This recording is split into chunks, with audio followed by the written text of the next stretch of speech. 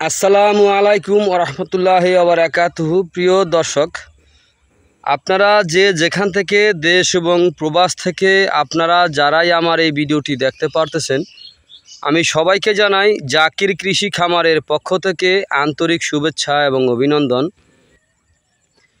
এই যে আমার সামনে যে ঘাসটা আপনারা দেখতে পারতেছেন, এই ঘাসটার নাম হচ্ছে ইন্দোনেশিয়ান স্মার্ট নেপিয়ার ঘাস, গরু ছাগলের ঘাস। এই ঘাসটি হচ্ছে পাতাযুক্ত ঘাস, নরম ঘাস।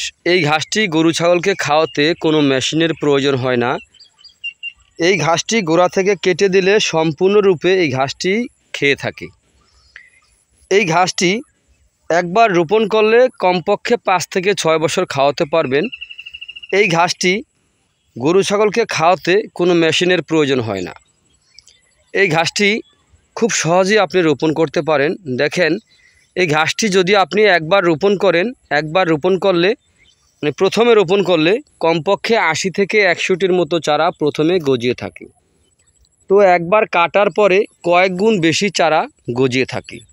ইন্দোনেশিয়ান স্মার্ট নেপিয়ার ঘাস। এই ঘাসে রয়েছে ভিটামিন রয়েছে 30%, প্রোটিন রয়েছে 25%। তো এই কারণে এই ঘাসটি খাওয়ালে আপনার দানাদার খাদ্য খাওয়াতে হয় না। দেখেন, দানাদার খাদ্য ছাড়া যদি আপনি গরু ছাগল পালন করতে পারেন, তাহলে কিন্তু আপনি খুব সহজে সফলতা অর্জন করতে পারবেন। দানাদার খাদ্যের কিন্তু প্রচুর পরিমাণে দাম রয়েছে, অথবা দানাদার খাদ্য কিন্তু আপনার কেমিক্যালের মাধ্যমে কিন্তু তৈরি করা হয়। অনেক কেমিক্যাল কিন্তু আপনার এই দানাদার খাদ্যে তৈরির সময় কিন্তু দেওয়া হয়। দেখেন, দানাদার খাদ্য যদি আপনার খাওয়ানোর পরে যদি আপনার দেখা যায় একটি গরু কিন্তু অথবা ছাগল কিন্তু অসুস্থ হওয়ার সম্ভাবনা থাকে। আর যদি আপনি এই কাঁচা ঘাস যদি আপনি খাওয়ান, তাহলে কিন্তু গরু কখনই আপনার খাওয়ানোর কারণে কিন্তু আপনার কখনো অসুস্থ হবে না।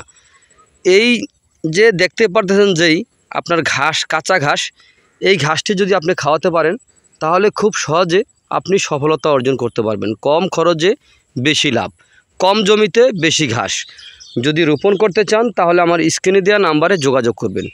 তো যাই হোক, আপনারা যে যেখান থেকে দেশ এবং প্রবাস থেকে আপনারা যারাই আমার এই ভিডিওটি দেখতে পারতেছেন, আমি সবার সুস্বাস্থ্য কামনা করে আজকের মতো এখানে বিদায় নিচ্ছি। আসসালামু আলাইকুম ওয়া রাহমাতুল্লাহি ওয়া বারাকাতুহু।